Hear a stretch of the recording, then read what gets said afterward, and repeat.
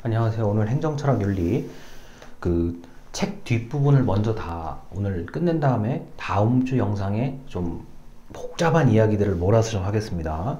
자, 오늘 영상은 미리 말씀드리는데 내용이 이렇게 논리적으로 쭉 흐름을 타고 이어가는 부분이 아니에요. 그래서 한 가지 그 단어의 개념을 그냥 따로 다 분리해서 들어주셔야만 됩니다.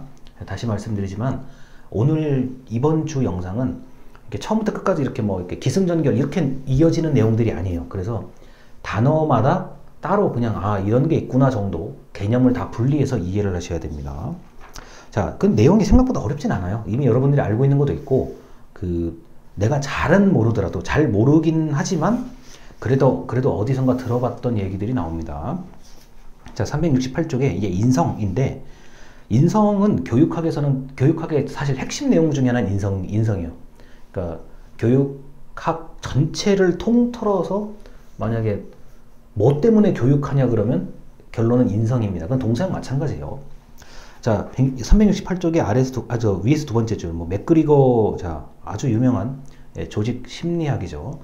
맥그리거의 XY 이론은, 조직에서 인간을 두 개의 분류로 나누었을 때, X 이론에 해당되는 사람과 Y 이론에 해당되는 사람. 보통 이제 글자로만 봤을 때는 X 이론은 수동적이고 무책임하고 이런 좀 부정적인 인상으로 보고, 이제 Y 이론은 자율적이고 능동적인 존재다 이렇게 좀 긍정적으로 보려는 면이 있는데, 이거는 제가 조금 이걸 더 살아보니까 이런 거죠. 조직생활 나중에 분명히 하실 거니까 이 조직생활 하다 보면 X 이론에 관련된 사람과 Y 이론에 관련된 사람이 이게 나눠져 있고 어느 정도는 나눠져 있어요. 자, 그러면 Y 이론에 해당되는 사람은 어떤 업무를 맡기고 X 이론에 해당되는 사람은 어떤 임무를 맡긴다. 이게 조직 내에서의 인간상이라고 보시면 훨씬 정확하게 알 수가 있어요. 이게 단순히 X 이론에 해당되는 사람은 나쁘고 Y 이론에 해당되는 사람은 좋다. 이거는 아닙니다. 제가 보기엔요. 자, 누구나 그렇죠. 나는 똑같이 출근하고 퇴근하고 똑같은 급여를 받는데 일 많아지면 좋아할 사람 별로 없어요. 자, 이거는 아주 현실적으로 생각하셔야 됩니다. 출퇴근 똑같고 급여 똑같고 같은 사무실에서 일하는데 내가 왜 일을 더 해야 돼? 충분히 당연히 그런 생각 듭니다. 자, 근데 또 그 와중에서도 내가 꼭 이 일은 내가 좀 정말 잘하고 싶다. 내가 일을 더 맡아서 나는 일을 잘하는 사람처럼 나는 남들에게 좀 인정받고 싶다. 이러면은 또 다른 유형의 사람들이 있어요. 자, 그래서 요 정도이고요. 자, 그 다음에 이제 맹자의 성선설인데 369쪽에 중간쯤에 이제 한문이 나오죠. 측은지심, 수호지심, 사양지심, 시비지심이라고 하는데, 자, 맹자의 아주 중요한 이론이죠. 사람의 마음은, 성선설, 원래 착하다.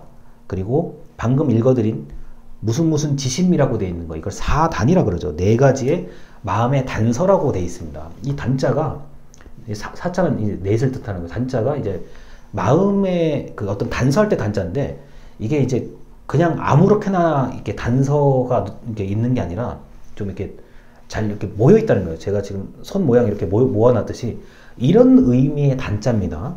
자, 그래서 측은지심, 수호지심, 사양지심, 시비지심이라는 게 이제 맹자의 중요한 얘기고요. 어디선가 한 번쯤은 들어봤을 얘기들. 자, 그리고 370쪽입니다. 아래에서 두 번째 줄이요. 자, 아래에서 두 번째 줄인데, 자, 학문하는 길은 다른 것이 없다. 방심을 찾는 것이다. 자, 방심이라는 것은 마음이 나의 온전한 나에게 있던 마음이 다른 곳으로 이 마음이 도망가요. 이게 그렇게 쉽게 설명합니다. 제가 마음이 도망가요. 자, 이거를 다시 나의 본래 마음으로 찾아오는 거, 이게 바로 학문이라고 하는 겁니다. 자, 우리가 당장 여러분이 제 동영상을 볼 때 집중해서 보시는 분도 있겠지만 그렇지 않은 분들도 분명 있을 거란 말이에요. 나는 지금 그래, 이거 지금 이 동영상 그냥 소리만 이렇게 해놓고 나는 다른 걸 하겠다. 다른 걸 하고 있거나 내 마음은 이미 이 수업이 없어요. 그럴 수 있어요. 네, 이해가 돼요. 그거는. 자, 그리고 더 크게 얘기해서 나는 내가 원래 이렇게 살면 안 되는데 이제 후회를 하거나 이렇긴 하지만 마음은 이미 완전히 다른 곳에 가 있고, 흔히 말해서 마음이 꽃밭에 가 있다는 얘기를 많이 하거든요. 우리 일상적인 언어에서는. 자, 쟤는 마음이 지금 꽃밭에 가 있어. 여기 A라는 것에 뜻이 없고 아예 전혀 다른 곳에 뜻이 있다는 얘기잖아요. 그게 방심이에요. 그게 방심입니다. 그거를 본래의 내 마음으로 가져온다면, 그러니까 흔히 말해서 뭐 이제 군자가 될 수 있다. 이렇게 이제 유학 사상의 이제 특징이니까요. 자, 그냥 고자라고 이제 성무선악설이요. 371쪽입니다. 자, 이거는 이제 인간은 선하거나 악하게 태어난 존재가 아니다.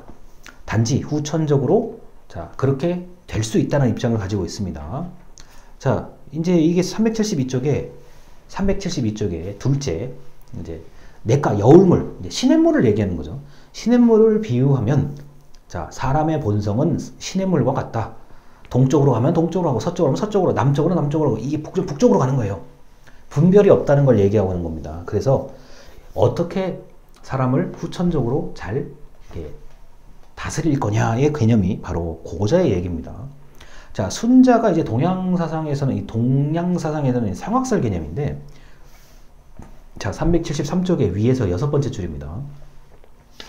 순자에 따르면 본성은 본래 마음은 타고난 것이고 작위, 자, 여기서 말하는 작위는 야, 저건 좀 인위적, 자기적인 것 같다, 그런 의미가 아니라요. 작위는 노력을 통해서 완성할 수 있다는 겁니다. 자, 그래서 373쪽에 그 중간에 작은 글씨 빼고요. 그 바로 아랫줄에 보면 이런 게 있습니다. 순자에 따르면 인간사에서 많은 비중을 차지하고 있는 사리사욕에 비롯된 갈등과 투쟁을 보면 인간은 원래 물불을 가리지 않고 욕망을 추구하는 존재다. 순자는 그래서 작위를 통해서 인간을 변화하는 화성위기에 초점을 맞춘다. 자,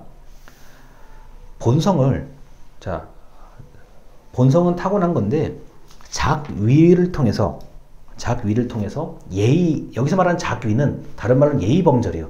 예의범절을 통해서 인간의 욕망이 잘못된 방향으로 나가지 않게, 그리고 싸우지 않는 방향으로 만들 수 있도록 하는 게 바로 그게 작위라고 합니다.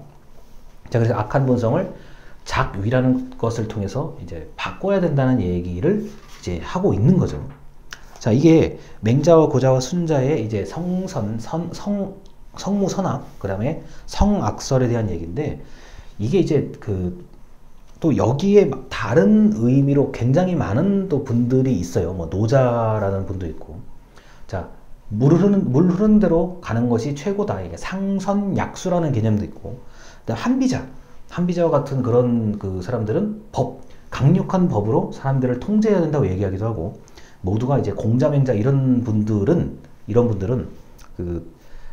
이분들이 살았던 시대가 뭐 나라가 뭐 한 며칠 있다가 나라가 망하고 뭐 갑자기 한 나라를 전부 다 통째로 뭐 차지하고 뭐 이런 그 흥망성쇠라 그러죠. 우리가 흔히 무협지에 나오는 뭐 강호에서 뭐 대결할 때 보면 어느 파가 어느 파를 다 뭐 싸우고 막 이런 거 있잖아요. 이런 그 굉장히 복잡했던 시절의 시대였기 때문에 각자가 생각이 다 다를 수밖에 없는 거예요. 응? 야, 내가 볼 때 인간은 착해. 아니야, 내가 볼 때 인간은 원래 악해. 야, 그걸 어떻게 알아? 이 사람을 좀 잘 다스려 본 다음에 좀 알아야 되는 거 아니냐? 이런 식으로 얘기하는 거죠. 그리고 이제 한마디 조금 덧붙이면, 뭐 예를 들어 손자병법을 저술한 손무라는 이제 또 사람은, 이게 뭐 이렇게 윤리적이고 도덕적이고 이걸 논할 게 아니라, 내가 봤을 때는 싸우는 것, 자, 무라는 것, 자, 싸우는 것, 여기에 나는 좀 관심을 가지고 얘기를 하겠다. 그래서 손자병법이잖아요. 가장 좋은 거는 이제 안 싸우고 이기는 게 제일 좋다고 물론 얘기를 하죠. 자, 그래서 손무라는 사람은 손자병법이라는 거 가지고 이제 이런 논리들의 이제 새로운 걸 이제 제기하는 거죠. 그게 학문으로 사람을 다룬다? 뭐 그것도 좋은 말인데, 내가 볼 때는 싸우면 이겨야 돼. 어떻게 이기느냐? 그 방법을 얘기한 게 손자병법이죠. 그래서 이 철학이 굉장히 까다롭다는 거, 그리고 다양한데 뭐가 딱 맞다라고 얘기하기가 좀 애매해요. 제가 보기엔 그렇습니다. 자, 그럼 서양의 인성론도 마찬가지. 홉스, 웬만큼 아실 거라고 하고 좀 빨리 넘어가겠습니다. 자, 374쪽의 아래서 두 번째 줄. 자, 홉스는 인간 본성이 필연적으로 자기 이익을 추구한다. 자, 이거는 이제 나도 모르게 여기서 말하는 기계적이라는 단어는 인간은 원래 자기 이익을 추구하는 존재다라고 이제 홉스라는 철학자는 판단을 한 거고. 자, 375쪽에 아래에서 네 번째 줄입니다. 홉스에 따르면 인간은 고독하고 가난하고 험악하고 잔인하고 그리고 길지 않은 짧은 삶을 사는 이른바 그 아주 만인의 투쟁 상태죠, 이게. 여기서 전쟁 상태라고 얘기하는데 만인에 대한 투쟁 상태. 자, 그렇기 때문에 나를 지키려면 절대자에게 나의 모든 것을 양도해야 된다라는 것이 홉스의 이제 결정적인 얘기고요. 자, 그리고 로크요. 376쪽입니다. 맨 위에 줄에 타블라 라사라는 백지라는 단어가 있어요. 타블라 라사는 자, 이런 거죠. 이게 원래 본래 마음이에요. 제가 예전엔 이걸 그냥 단순히 백지 그냥 이렇게 말하는데 제가 이걸 가만히 보니까 이거는 본래 마음. 타블라 라사는 인간이 원래 깨끗한 본래 마음이다. 자, 근데 로크라는 사람은 뭐예요? 376쪽의 두 번째 문단이요. 로크에 따르면 인간은 관찰과 사고를 통해서 이해할 수 있다. 자, 이게 인간이 자기가 스스로 생각하고 관찰하고 뭔가를 이해해가지고 나의 본성, 그러니까 나의 본래 마음이 타블라 라사라는 이런 거를 좀 찾아가야 된다라는 개념으로 전 이해를 해요. 이게 왜 백지장을 왜 찾아가지 그러는데 나의 원래 마음을 찾아간다는 얘기로 저는 이걸 이해를 합니다. 근데 찾아가는 방법이 자, 관찰, 사고, 이해라는 것을 통해서 이걸 통해서 아주 정밀하게 찾아간다는 얘기죠. 자, 그리고 이제 377쪽의 루소 얘기인데요.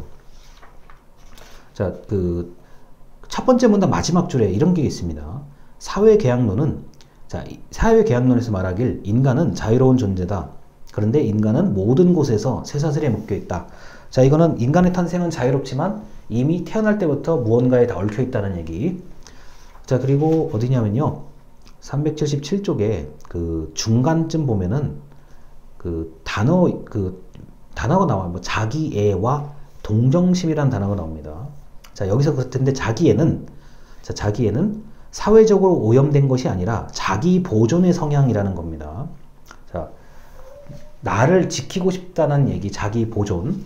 그리고 동정은 이타적인 마음이 아니라 다른 사람의 고통을 보고 싶지 않고 다른 사람에게 상처를 주고 싶지 않다는 자, 그런 동정이라고 합니다. 결국은 자기 보존의 이제 얘기예요.